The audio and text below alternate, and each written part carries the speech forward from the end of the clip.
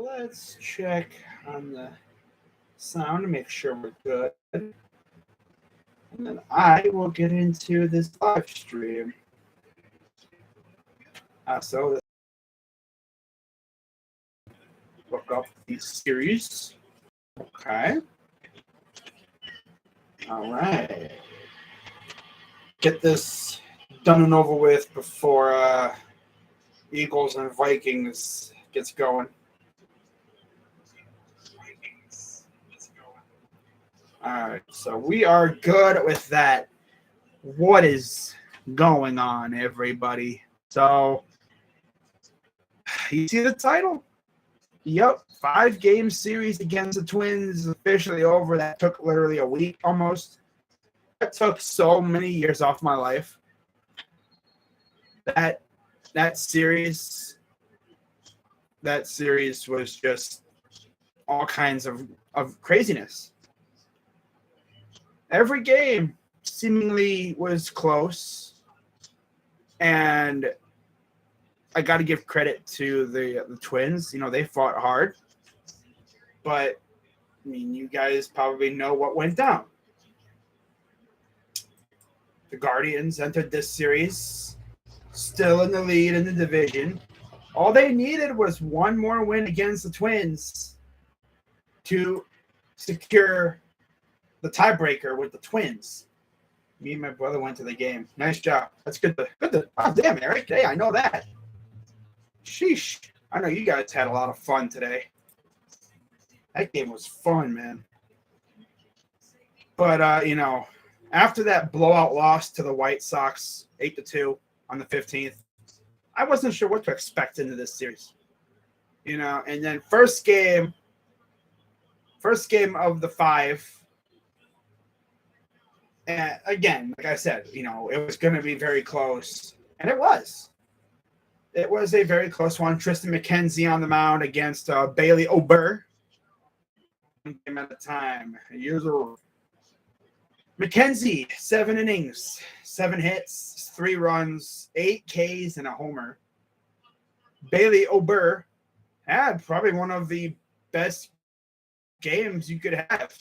1 hit, 1 walk, 5 Ks, and he kept them in the game. He was doing his thing. He kept them in the lead. It looked like for a while there, we weren't going to touch him. But then the bullpen came in. Fulmer didn't do nothing against him. Theobald came in, and then the offense woke up. 1 hit, 2 runs against him. And then Jax, and then Duran, their flamethrower, came in, and we got a couple runs off of him. Meanwhile, on our side, Stefan and Clase were shut down. Crazy thing is, they essentially shut it down while the offense woke up against the final 3 guys out of their pen. So while our offense got to work, our bullpen shut them down. They couldn't touch Stefan or Clase. In fact, Stefan's in there for an inning, 2 Ks, did not give up a hit. Now, in terms of how the hits came, Miranda doubled in a run, and then Cave homered, made it 3-0, and it's like, okay, yeah, these guys hate McKenzie. But then, bottom 7, Miles Straw and Ahmed Rosario, 2 names you're going to hear a lot in this stream. They tied the game up with a couple singles, and then in the 8th, we didn't just get on it. We didn't score on a hit. We scored on a wild pitch as Ernie Clement, who had just come into the game, pulled a Kenny Lofton. If you know, you know. If you don't know what I'm talking about, go look up the highlights from, I think it was the Mariners Indians playoff series. Kenny Lofton scored from second on a wild pitch. It's crazy, right? I didn't think Ernie had that in him, but he did. And that was all that mattered, because 9th inning comes up. Miles Straw, for some reason, this loser gets ejected because he's a loser. Maybe good on the field at times, but I still say he's a mental. Blech. He does some loser stuff sometimes. So they have to move Quan to center field Ernie stays in. Palacios is in at left.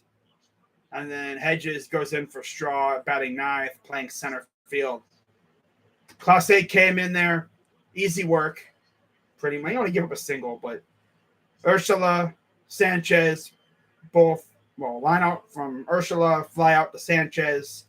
And then Celestino came in after the single by Cave and got him the ground out. So there you go. We get the win. Stefan goes to 6-4, 2.34 ERA. Great stuff. Duran falls to 2-4, 1.81 ERA. Class A nails down his 36th save of the year. This dude's going to have 40 saves. Maybe even more. We still got about, 2 weeks left in the season? Pretty much. We got this full week, next full week, and then, the week like a little bit after, week after.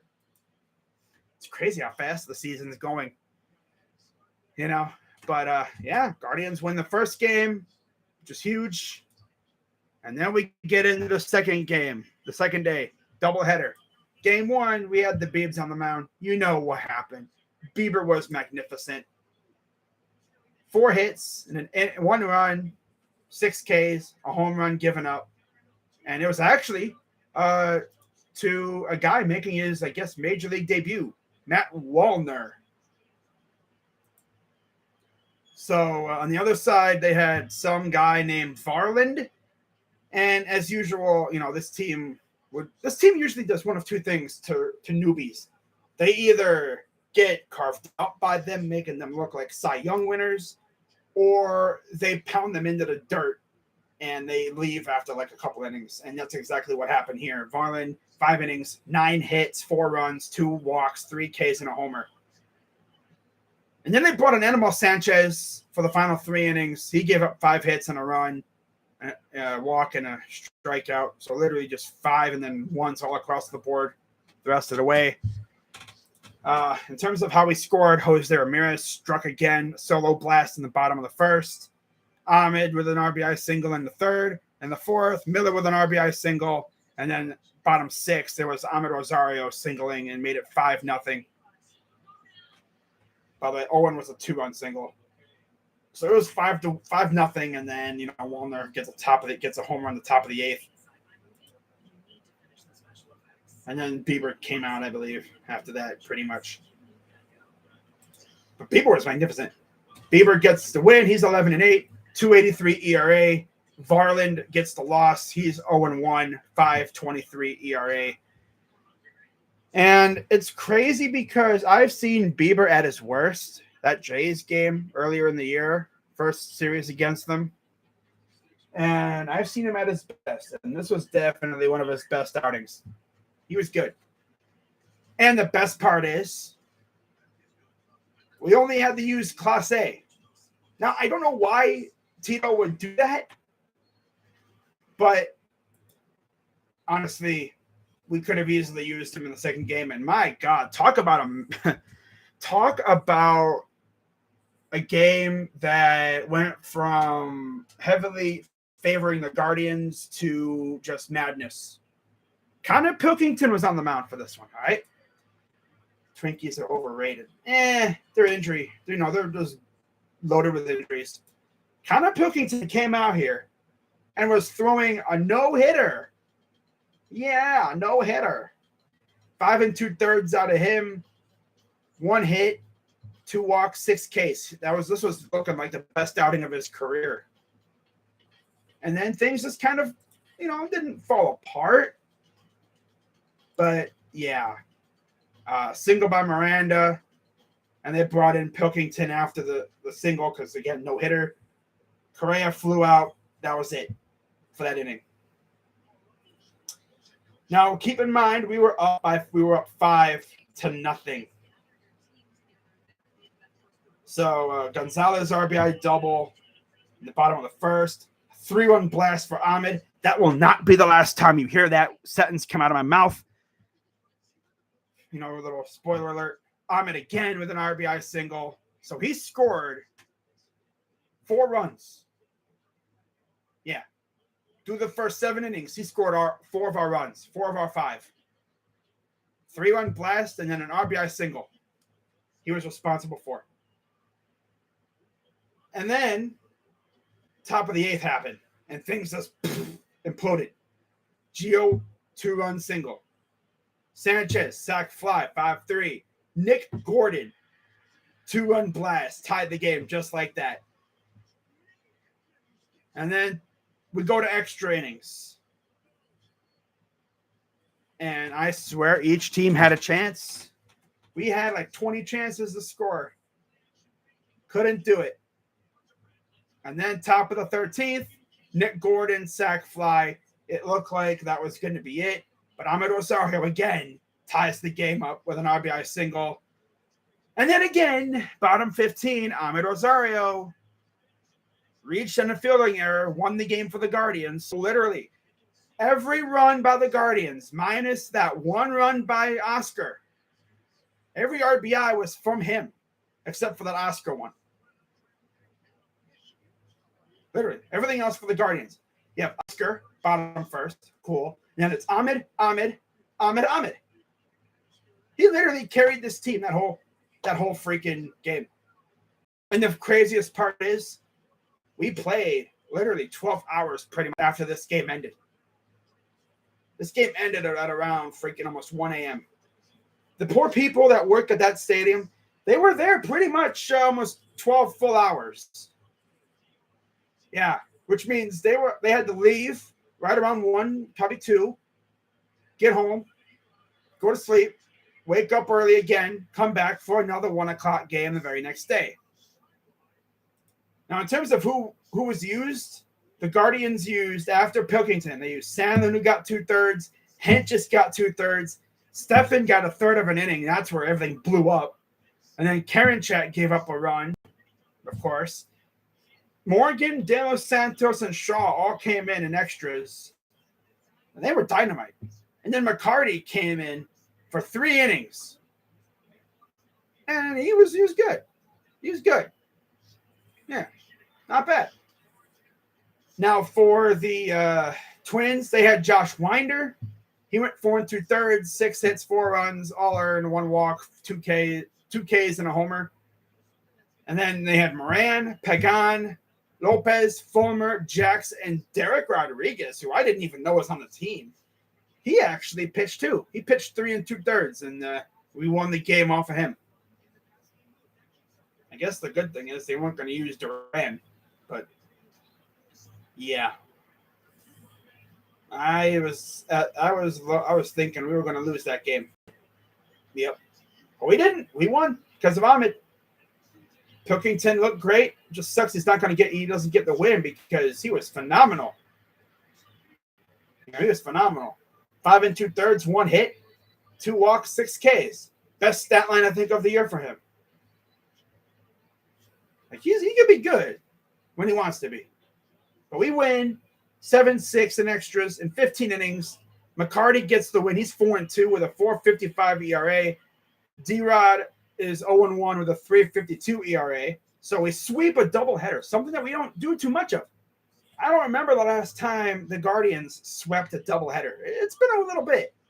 It's been a little while. Usually what happens is Tito goes try-hard mode for the first game, usually with one of our better pitchers. And then he'll just sell the second game. He'll be like, he'll punt it. But this time he didn't do that. I mean, when you look at the matchup beforehand and you're thinking, oh, Pilkington's pitching, we're going to lose. No. Pilkington had his best outing of the year, pretty much. It just sucks that, of all people, it's Stephan and Karinchak who blew the game. But luckily, the offense woke up at the right time and got the job done at the end. So we sweep that. We take the series through. But now it's like, can they sweep the series? Remember, it's a 5-gamer. The series is already ours. But, next, this was a tough matchup for us. Mainly because, like I said, they had literally played 12 hours before this game was supposed to get going. We had Cody Morris on the mound against Joe Ryan. And Morris, he did as good as he could. 6 hits, 1 run, 1 walk, 6 Ks, and a homer. Meanwhile, the Twins shut us out. Yeah, Joe Ryan had a no-hitter for a little bit. 7 2/3, 3 hits, 2 walks, 5 Ks.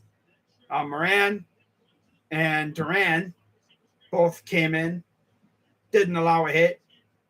In fact, they only allowed 3 hits the entire game from Ryan. They had chances. I mean, only had 3 hits the entire game, but they just couldn't take advantage. So we lose this game 3-0. Ryan is 12-8, 3.61 ERA. Morris is 0-2 with a 2.30 ERA. Duran gets his 8th save, 1.78 ERA. So it's like, okay, well, we lose that one. That's game 4. And then today, final game of the series. Oh, those bozos. Yeah. So today, we had Cal Quantrill on the mound, 5 1/3, 9 hits, 3 runs, 3 earned, 1 walk, 2 Ks, and a homer out of him. And then Sonny Gray was on the mound for the Twins, and he didn't last too long, I think because of hamstring tightness.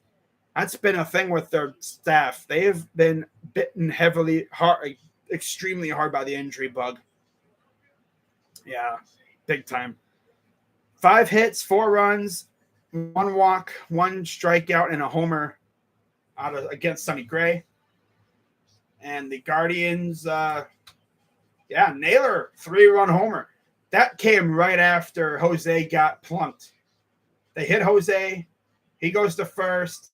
I think he even stole second too, right? Or am I tripping? Yeah. He stole second base. So you had runners on second and third. And Josh Naylor's like, don't worry about it. You could just shrug. I'm hitting this thing to the moon. He hit a 3-run blast, put us up 3-0 right away. And it's like, okay. And then bottom second, Stephen Kwan tripled in a run. So it's 4-0. And as usual, the Twins would make a little comeback. Gordon with a single. Ursula with a force out. Scores a run. It's 4-2. Top of the 6th, Gordon again. Home run. 4-3. And then Ahmed strikes again. 3-run homer out of him. His 11th of the year. Keep in mind, all of his homers have come in the last 2 months. Since we were out in Colorado, out west, in June. That's where all 11 of his homers have come since that series in Colorado. That's insane. If he was hitting home like this all year, he probably would have like 20 by now. But all of a sudden, that ball is starting to leave the yard. And that one got out pretty quick, too. But yeah, and then Miranda grounded into a double play, made it 7-4. And that would be it for the Twins, pretty much. Because after that, bottom of the 8th, we would add on quite a few more runs. Luke Maile homered, Jose Ramirez RBI single, and then Naylor walked, scoring Rosario, and then Naylor, and then a wild pitch. You may think you hear the walk and you're like, was the bases loaded? No, they would have been, but it was a wild pitch, so Ahmed scored. But if he had not scored, it would have been bases loaded for Andres Jimenez, I think. Or it would have been Oscar, one of those two. But no, it would have been. I think it would have been him. Let's see. Oh, yeah, it would have been Oscar.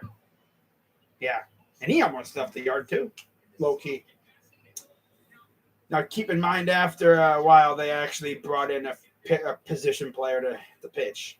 Yeah. Naylor walked, and then Jimenez singled in a run, made it 11-4. At that point, game's over. And, this was fun. So Quantrill gets the win. He's 13-5, 3.56 ERA for Cal. Still has not lost at home as a Guardian, which is insane. Hopefully that continues for a little bit. We only have two more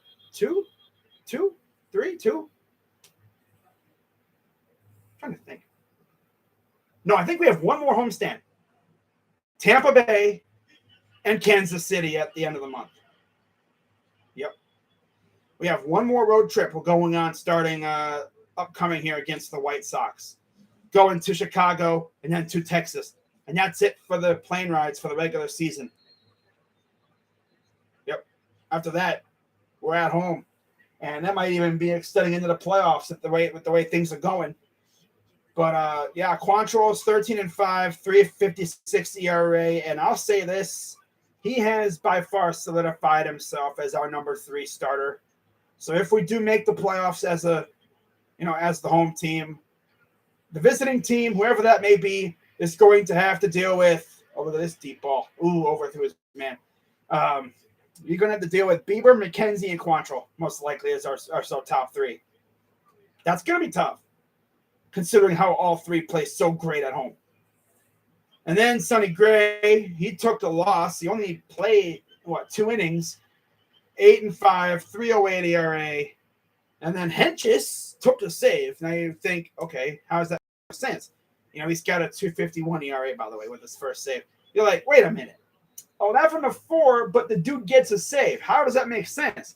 Well, you see, he started pitching, and there was a 3-run lead. So he came back in, and we were already up by 7. So I guess somehow that means he got a 6-out save, technically. I don't know what the logic in that, but okay. That's cool. He got a save. And it also allowed us to rest Class A, too. And Stefan and Karinchak.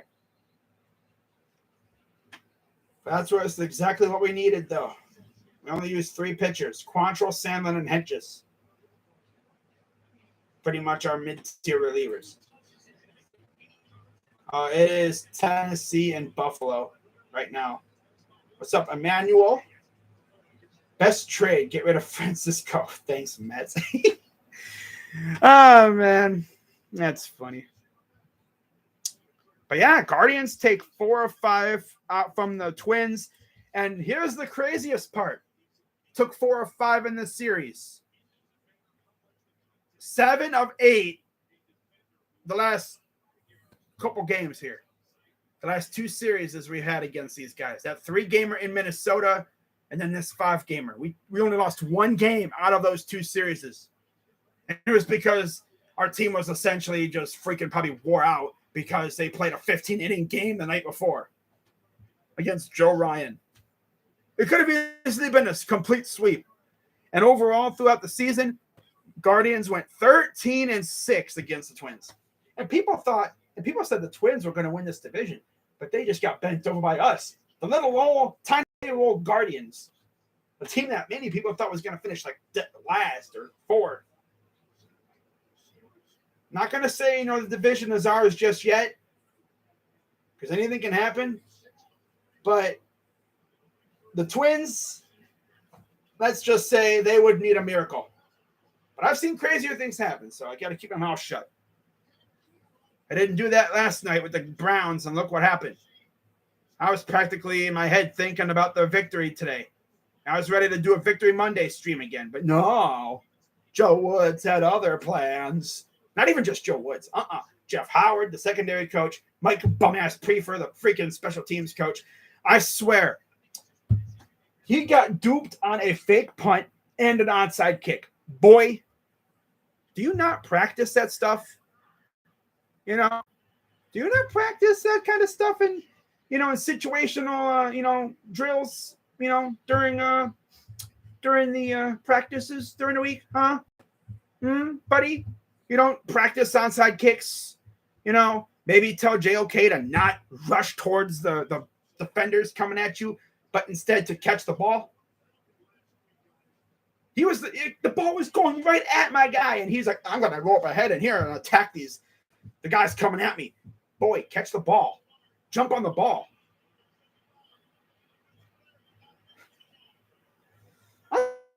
I'll tell you one thing. I could be a fly on the wall in that room. In both the secondary room where the secondary, the corners and safeties do film, and then the special teams meetings. I would love to be a fly on the wall in those two rooms right now, just to hear what's going on over there.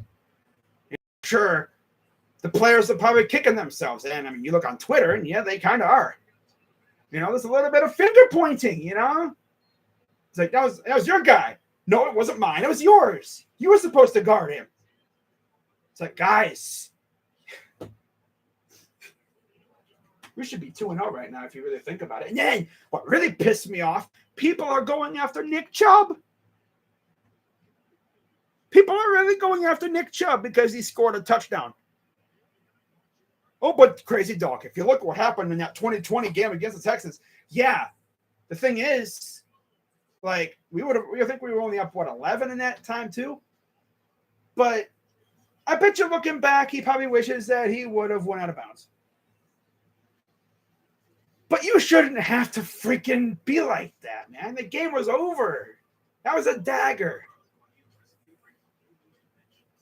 I mean, our secondary was competent. We win by 13.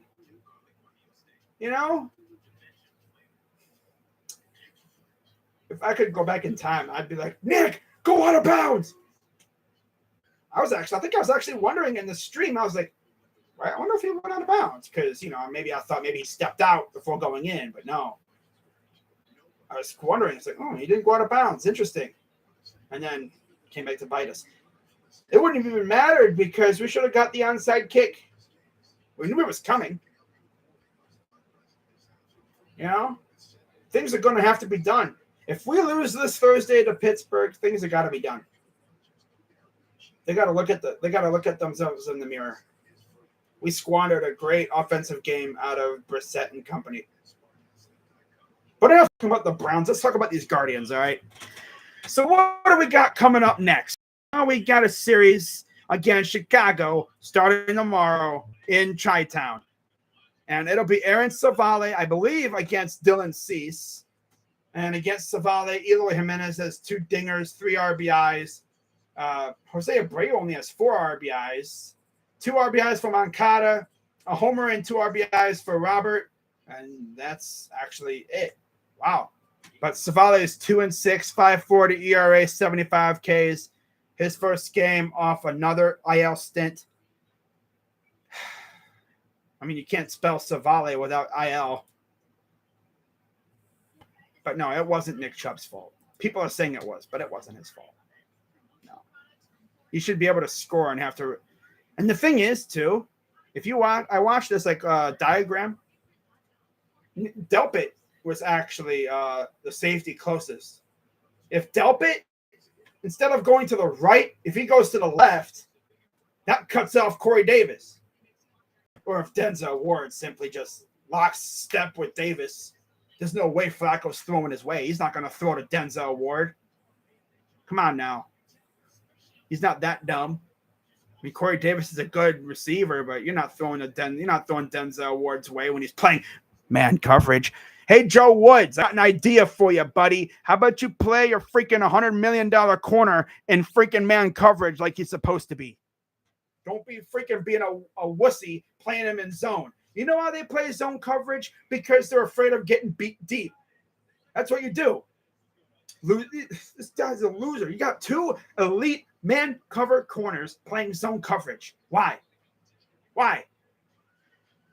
We've seen what Joe Woods can be capable of when his play calling. He doesn't blitz. He should blitz more. But like when it comes to the coverage, play your freaking big man corners in man. Mano-y-mano. You should be able to trust them. If you didn't trust them, don't pay them the money. You don't pay freaking Denzel Ward $100 million to freaking play zone coverage. You pay him $100 million to go mano-y-mano with the team's best receiver. Look what he did to Jamar Chase last year. Shut him down. You should be able to have faith in your best corners to lock them suckers down. Don't be putting them in zone coverage. He's afraid of getting beat. Denzel Ward is not going to get beat deep, especially with Delpit lurking back there. If Delpit knows what he's doing, then, which I think he had a different idea of what he was doing, but our secondary is on two different wavelengths right now, and they gotta lock in. They gotta lock in. People get on, Myles Garrett. Oh yeah, he didn't show up. Well, if you watched him, he was getting double and triple teamed. He was getting chipped left and right. That wears a guy out. He was trying his hardest, but it wouldn't have mattered because Joe Flacco was finding guys open all over the place because those secondaries on literally two different wavelengths. It's crazy. But yeah, hopefully Savale can have another good outing. And by the way, we only need one more win against the White Sox to secure the tiebreaker against them. Now, what that pretty much means is if the Guardians were to, as Elvis Andrews said, crumble against either the Twins or the White Sox, if they were to tie, obviously tiebreaker, we would win the division based off that. But again, that would only work if we tie. Hopefully this team doesn't crumble. I've seen crazier things happen with the squad. But I'm guessing it'll be Dylan Cease tomorrow. And then on the 21st, it'll be Tristan McKenzie, I think, against Lance Lynn. Against McKenzie, only 2 homers by Seby Zavala. 5 RBIs for Zavala. 2 RBIs apiece for Jimenez and Yasmani Grandal. And then an RBI for Abreu, Garcia, and Moncada. Wow. That's it right there. And I believe he'll be facing Lance Lynn. And then you have the big matchup for game 3 of the – oh, by the way, when it comes to Tristan's stats, yeah, he's been pretty good. 10-11, 3.08 ERA, 167 Ks for Tristan. Then you have the series finale. The Biebs against Johnny Cueto. Bieber, 11-8, 2.83 ERA, 184 Ks. Bieber against Bieber, 3 homers for Abreu with 5 RBIs. 2 homers and 3 RBIs for Lurie Garcia. 2 homers and 3 RBIs for Moncada. And then RBI-wise, you have, of course, 5 for Abreu. You have 3 apiece for Garcia, Moncada, and Pollock. 2 for Jimenez. And then 1 for Grandal, Elvis Andrews, and Luis Robert. And that's it for all that stuff. So hopefully we can at least take 2 of 3. And I don't know if this would bury the White Sox, but it would definitely help us out. And then, of course, we would head to Texas to face the Rangers for our final series of the year. Oh, it looked like it was Ward, but true. No, it was. I mean, Ward was there, but Delpit was also in the area. I'm just saying, if Delpit didn't have to shade to the right to guard the middle of the field, I mean, I don't know why Ward was thinking. Ward, I think, thought they were in cover 2. But I'm saying, like, I don't know if Plazak's coming back. Do I really want him back? I don't know. But I'm just saying this. Ward needs to play man coverage. That's what we paid him to do. That's what you want your number 1 corner to do. Go mano-a-mano with the team's best receiver. You don't pay him $100 million to play in zone coverage. You play zone when you're afraid of getting beat deep. It's what they did when we had TJ Carey and freaking Money Mitch playing corner when we had Greedy Williams and Denzel Ward out. Remember that little stretch? He punched him out. Oh, yeah. No, he's not coming back, I don't think. I doubt it. The thing is, though, with Savale, he only had soreness. Freaking loser Plazak literally punched him out. I think he's done for a while. Man. But now you look at the standings and see where we are with about 2 weeks or so left in the season and see how close these division races are. This is always one of my favorite parts. Yeah, Cueto. Cueto's going to be good. Last time we played him, he freaking went vintage Cueto on us. But you look at the division standings, Toronto has jumped Tampa Bay. Toronto is 5.5 back of the Yankees. The Yankees have kind of woke up out of the little funk lately. they're going to win the division, I think, comfortably, unless they fall apart again. But yeah, Toronto and Tampa are all battling for second in that division. And Baltimore is right there too. But they're kind of a little bit out of it. Boston's been eliminated from the division. Just crazy to think about. Last year, they were like that close to a World Series berth again, and they lose. Whatever, that's tough. But AL Central's very close still. White Sox, they, of course, play tomorrow against us. They did not play tonight. And, of course, we beat Minnesota. So Minnesota is 7 games away from being eliminated. Or 9 games, 9 games away from being eliminated. That would essentially, I believe, be a combination of 9 wins by us and 9 losses by them. Now, when it comes to Chicago, we can chop them down all the way to 12, 10, 8. We can chop them down to a magic number of 8 with a sweep, or if anything, I'm going to say probably 10. No, actually, it'd be, 12. Because they're at 12 right now. Win tomorrow, it'd be 10. Win game 2, that'd be 8. Or it'd be 6. Oh, damn. That means if anything goes as planned, everything goes well, we could possibly win the freaking division in Texas. Or maybe we could win the division at home. Ooh, against Tampa. That'd be weird.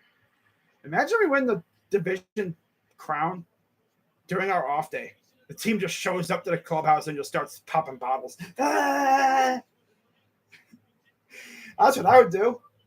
They're on the plane and they're just popping bottles on the plane. Popping bottles on the plane. I don't want to get too ahead of myself because, like I said, this team they've been through funks, but this team is just looking really good right now. They got to keep it up. Look at that pass, the digs. But yeah, it's Minnesota and Chicago. That's it. Once those 2 are done, if we could keep our lead, we got a division crown. Now, you look at the AL West, and Houston, they can actually do their business tonight with a win over Tampa, knock down the division number to 1, setting up Seattle against Oakland tomorrow. That's going to be fun. And then you got the NL side. NL East is still very close. It's about to be a mano-a-mano kind of situation. Mets versus Braves, as it's been for the past couple weeks now. That's going to be fun. We should be able to beat Chicago. I hope so. God, I hope so. NL East, NL Central is St. Louis. They're actually 4 games pretty much from securing that division. 8 wins by them, or 8 losses by Milwaukee, which would essentially be 4 games.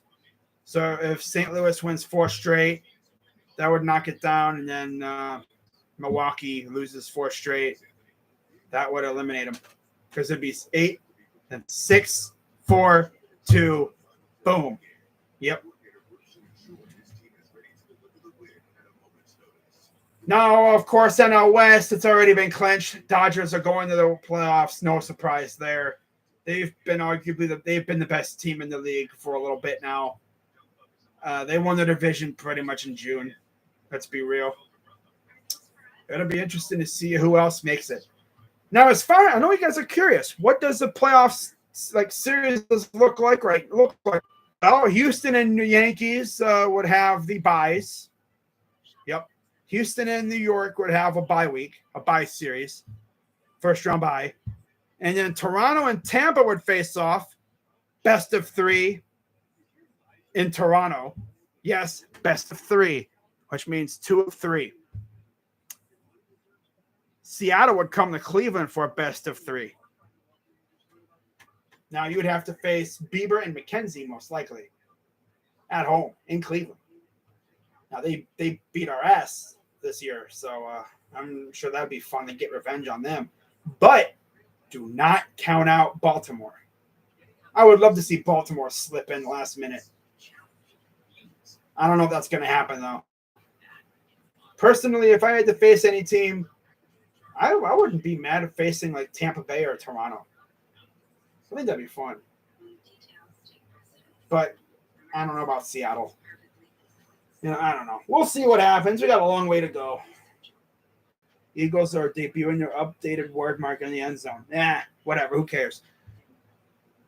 NL playoff matchups would be, Dodgers and Mets would have the first round bye, like I said before, like always. St. Louis would face Philly right now. Yeah, Philly's in the playoffs right now, And then San Diego and Atlanta would face off. Ooh, that would be fun. Juan Soto versus Albies and Acuna, or Acuna. I don't know about Albies. I think he was hurt again. But in terms of magic number, in terms of eliminations, Boston is still technically alive for the wild card. But they would need a little bit of help and luck. Oh, almost picked. Damn. It's 10-7 Buffalo, 1:53 to go in the half. It's going to be a little while before the wild card situations are figured out. In the NL, though, there's only 4 teams left for a wild card spot. Colorado can actually be eliminated from wild card contention with a loss to San Francisco. And then Arizona's magic number is 5. 6 for San Fran, so their elimination number 6. 15 for Milwaukee. So if you're Philadelphia and even San Diego, you're kind of worried about Milwaukee, because Milwaukee gets hot and one of these two teams goes cold, you're gone. But man, whoever is the worst of the 3 NL wild cards, they would have to go to St. Louis for a best 2 of 3 against the Cardinals, who have played really well lately. Like, they've turned up big time. I see that devil magic is back in effect in St. Louis. But how about the Mets, man? That's another thing. Like, the Mets could easily be freaking in the wild card if they're not careful, facing San Diego. Which means we would have some pretty good pitching matchups, But, we'll see how things go. No NFL this week. Priceless. Huh? Oh. They are boring. Whatever. But that's going to wrap it up, guys. I'm going to get on out of here. And hope you guys have a great rest of your night. I don't know when I'm going to be streaming games. What I might do, I might start streaming baseball games again when our magic number gets within like 2 or 3 games. When it becomes clear that we're going to win the division, I'm probably going to start streaming again. I've been taking a little bit of a break, like I said I would. I'm probably going to be back for the Texas series. We'll see. But, yeah. Because, of course, I'm focusing mainly on football right now. Now, as for playoff streams, I'll have a definite answer for you guys once the regular season's over and we know who's in. If the Guardians are in the playoffs, there's like a very good chance I'll be doing some Guardians playoff games. So we'll see. It'll only be 2 games. Who knows? But with that being said, I'm Crazy Dog. Let's go Guardians. Keep it up, guys. Let's go take down Chicago, huh? Let's go beat Chicago. I'm thinking 2 of 3. I think we're going to win 2 of 3. All right? But I'll see you guys later. I'm Crazy Dog. Go Guardians. I'm out. Bye-bye.